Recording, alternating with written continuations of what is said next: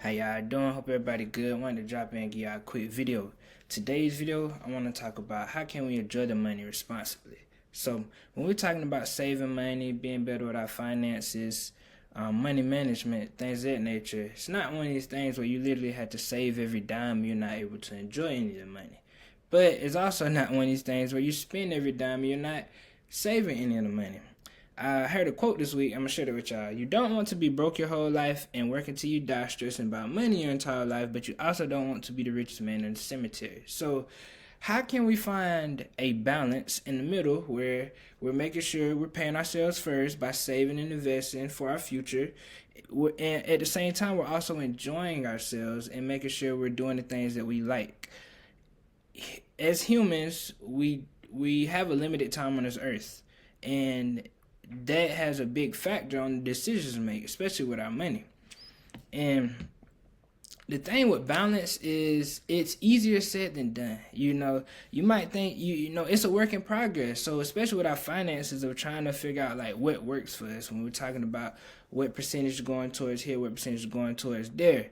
And that's why I keep emphasizing making sure we're tracking our income and expenses and being more intentional with our spending and taking control of our finances, because we know we can all relate to when we spend blindly, the money is gonna go where it wants to, and a lot of time it goes to places that is not really helping us in the long term. So when we're talking about our needs, wants, and savings, you got your needs, so shelter, transportation, and that's why I emphasize making sure we're living below our means, not living above our means, in a sense. All our money is going towards bills, because when it's going towards bills, now we don't have any money to save, and not just save, now we don't have any money to enjoy ourselves as well.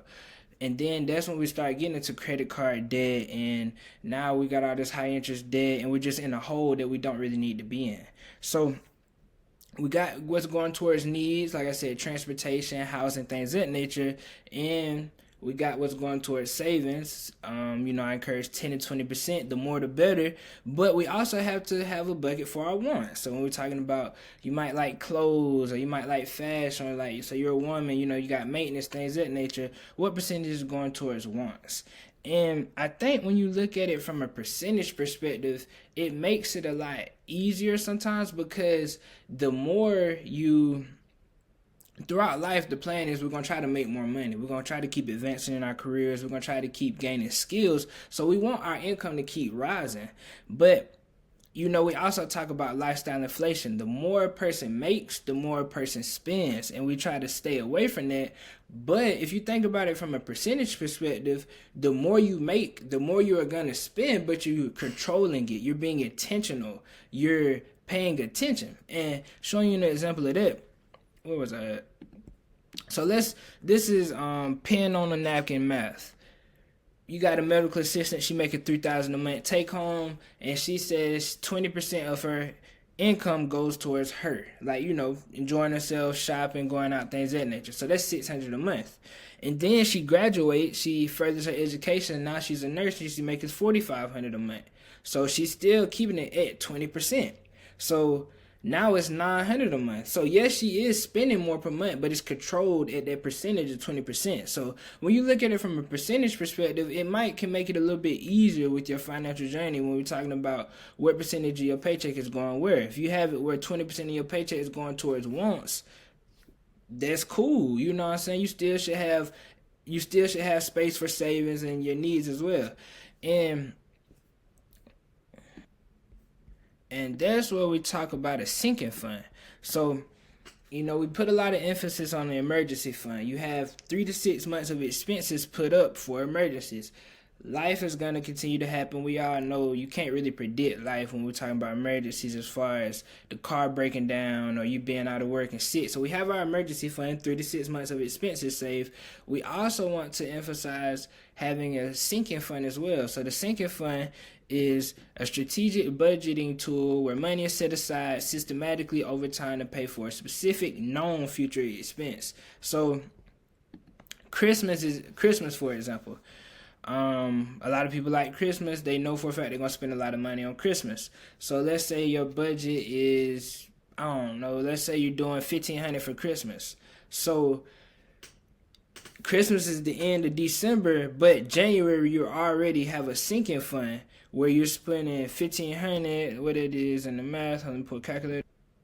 You're putting $100 to $125 a month into that Christmas bucket. That way, when Christmas rolls around, you're not having to pull money out your ass that you don't have necessarily. So that's how we could start. That's how we got to start thinking of being strategic with our money. And that's why I also keep encouraging, like with your bank, when we're talking about, you usually get a checking and savings account, but also open up more accounts. Usually they don't really mind where you have an account for, let's say, your traveling bucket. Like, you might have a trip coming, or you just like to travel in general, where you might be setting aside $200 a month, $300 a month, or $100 a month. Whatever your percentage is, that's going towards your traveling bucket. Or say if you like clothes, where you putting it towards your bucket. So like I said, it's not one of these things where you're just saving all your money, but we're being more strategic with our spending. We're being more intentional with our spending.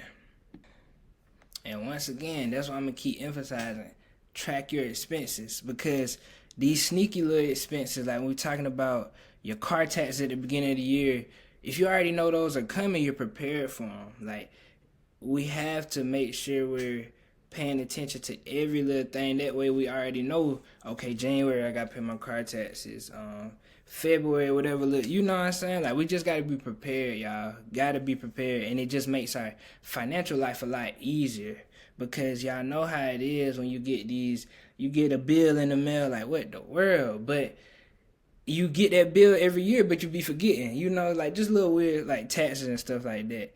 But next thing we want to talk about, we talked about the same fund, talk about multiple accounts.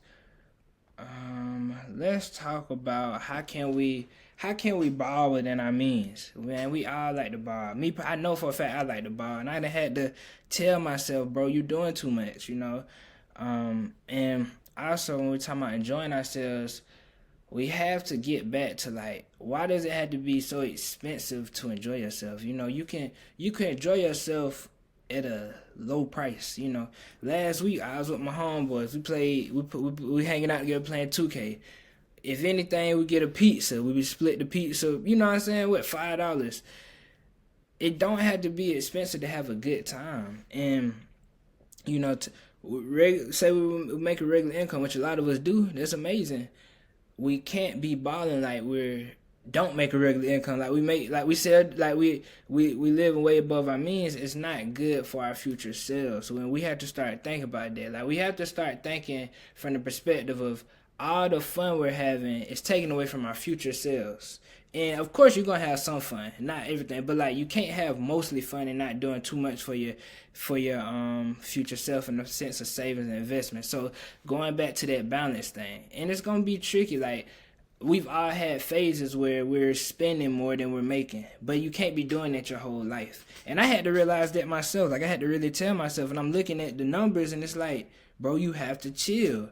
And that's why I come in to say, like, you have to go through a phase of no fun, and you have to go through a phase where it's working way more than you're having fun. You're saving way more, because that's how I really feel like you get ahead. Well, you can really exponentially get ahead.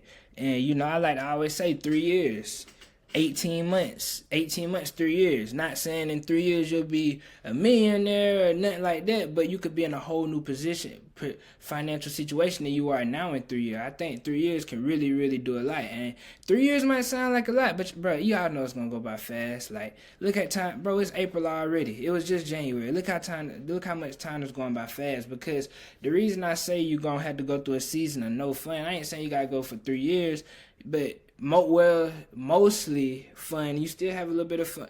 You still mostly work, and you still have a little bit of fun here and there. But because it's not one of these things, I see a lot of times where a person might build a block and then they go right back down, and they build a block and they go right back down. They build a block and they go right, and it's like the cycle of years and years and years of sort of kind of staying in the same position, where you can just stay down for a period. You build one block, then you build two, you build three, you build four, you build five, and yes, it's not fun, but you're elevating. You're giving yourself freedom.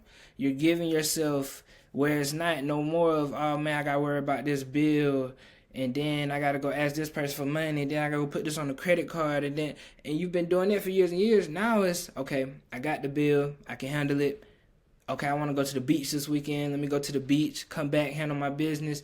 Now it's like you're in control. You're above water. Instead of you drowning, you got a boat. You're chilling. You know what I'm saying?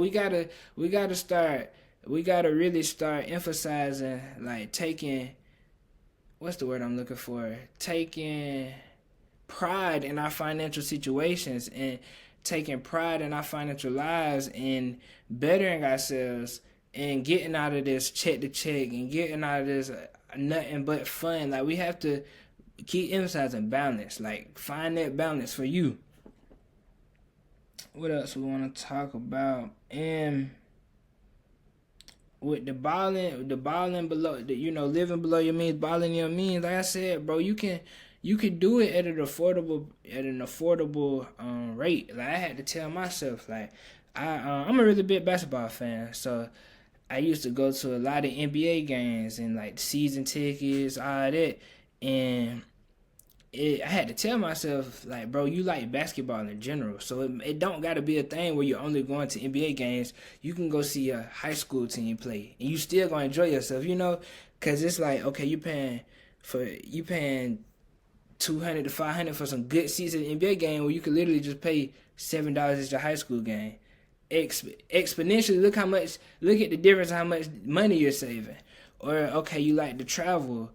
I was going through, like, a travel phase, and it's like, okay, you're here and this costs way more, but you could go there places and you still could be, it's way cheaper. You could have a lot, you still having fun. So really saying, okay, I could have fun at a cheaper rate, and I think we need to get back to that. If you got it, you got it, but damn for sure don't be out here going into consumer debt, not trying to pay your credit card off just to have fun. Like, you're fucking up your future for your fun now. Like, your future self not gonna like that. We gotta start looking at it from that perspective.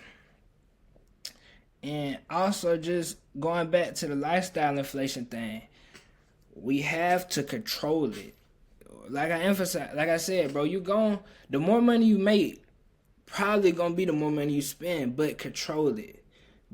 Because what we also realize, the more money you make is the opportunity for way more money you can finance. When we're talking about you getting higher credit limits and you getting approved for bigger cars, housing stuff, but that doesn't mean just because you can have it in your name and you pay the monthly bill that you can necessarily afford it. So we have to be careful and not fall for that trap.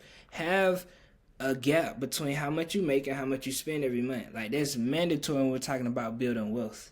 And a lot of times it's one of these things where you just have to experience it and see for yourself, and some people might like that where they're not able to really save a lot of money, but most people, after a while, it gets tiring, so let's see. Okay, we talked about that. I think we talked about a little bit of everything today. So, tracking your income and expenses, what percentage or you might have a dollar amount each paycheck each month, what's going towards things that you like, setting up our sinking funds for expenses into the future, Christmas, you're going to have to get the car maintenance every 6 months to a year. You got car tax thing that, like, planning ahead for all our future expenses, setting up sinking funds for that, setting up different accounts with our bank. That way, each bucket, you might have your travel bucket. Each paycheck, you put money towards your travel account. You might like clothes, you know what I'm saying? Just where we could visually see where all of our money is going, how much is in each account. Balling within our means, below our means, having fun, but at an affordable rate that fits our budgets. Not going way above our means and not trying, you know what I'm saying? But yeah, man, if y'all have any questions, please reach out. Just quick video for y'all. Please, if y'all could, like, comment, subscribe if y'all do like any of the videos, and y'all stay blessed.